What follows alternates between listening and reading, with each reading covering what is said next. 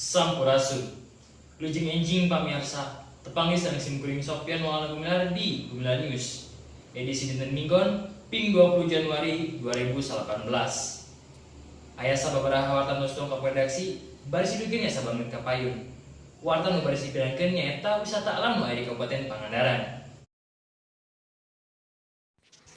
Guhadonan nyaeta salah sahiji destinasi wisata nu aya di Kabupaten Pangandaran.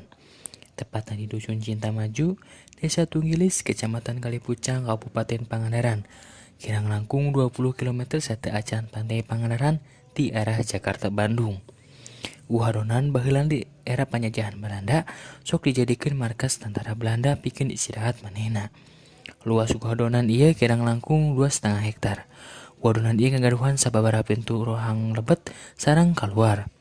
Guhadonan ieu ngagaduhan panjang lorong nyaeta 500 meter. Dina sababar tahun kapengker, guha ieu kantos ditutup ku pamarentah. Kusabab teu kaurus jeung aya karetakan dan dinding guha. Tapi dina awal tahun 2017, guha ieu dibuka deui pikeun umum. Alasanna dibuka deui ieu guha kusabab masih aya potensi wisata jeung nilai sejarahna nu kudu dilestarikeun.